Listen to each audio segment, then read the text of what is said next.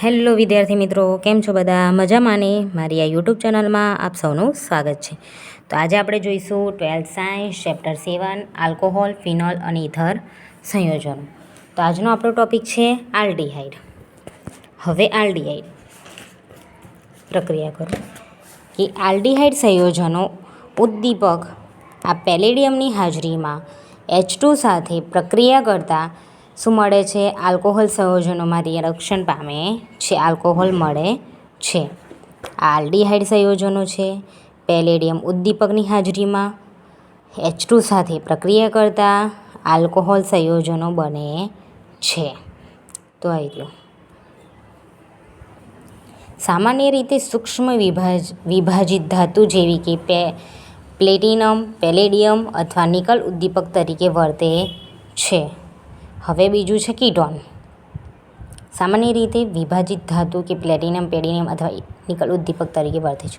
ઉદ્દીપક તરીકે આપણે આટલા લઈ શકીએ એમ કહેવા માંગે છે, પ્લેટિનમ, પેલેડિયમ અને નિકલ. હવે બીજું છે કીટોન. કીટોન એટલે કે ઓવાળો સમૂહ, RCO-R. તો કીટોનની જો આલ્કોહોલ સંયોજનને કીટોન સંયોજનોની સોડિયમ બોરોહાઇડ્રાઇડ સાથે પ્રક્રિયા કરી બનાવી શકાય છે. RCO-R NaBH4 ઉદ્દીપકની હાજરીમાં પ્રક્રિયા કરતાં આલ્કોહોલવાળી નિપજ મળે છે. આલ્કોહોલ એટલે કે OH વાળી. હવે કાર્બોક્સિલિક એસિડમાંથી આલ્કોહોલ, RCOOH એટલે કાર્બોક્સિલિક એસિડ. કાર્બોક્સિલિક એસિડની લિથિયમ એલ્યુમિનિયમ હાઇડ્રાઇડ અને H2 ઉદ્દીપકની હાજરીમાં પ્રક્રિયા કરતાં પ્રાથમિક આલ્કોહોલ મળે છે. પહેલા નંબરના કાર્બન સાથે છે અને પહેલે જ જોડાય છે અને એક જ જોડાયેલો છે અને આ રીત છે એટલા માટે પ્રાથમિક આલ્કોહોલ મળે છે.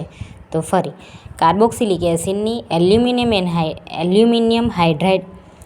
કાર્બોક્સિલિક એસિડની એલ્યુમિનિયમ હાઇડ્રાઇડ અને H2 ઉદ્દીપકની હાજરીમાં પ્રક્રિયા કરતાં પ્રાથમિક આલ્કોહોલ મળે છે. હવે એસ્ટરમાંથી આલ્કોહોલ. કાર્બોક્સિલિક એસિડની આલ્કોહોલ અને H+ ઉદ્દીપકની હાજરીમાં પ્રક્રિયા કરતાં એસ્ટર મળે છે. COOR એટલે કે એસ્ટર. RCOOR એટલે કે એસ્ટર. હવે એસ્ટરની H2 ઉદ્દીપકની હાજરીમાં એટલે કે H2 ઉદ્દીપકની હાજરીમાં પ્રક્રિયા કરતાં હાઇડ્રોક્સી મિથાઇલ મળે છે અને OH દૂર થાય છે એટલે કે આલ્કોહોલ ગ્રુપ. તો કાર્બોક્સિલિક એસિડની આલ્કોહોલ અને H+ ઉદ્દીપકની હાજરીમાં પ્રક્રિયા કરતાં એસ્ટર મળે છે.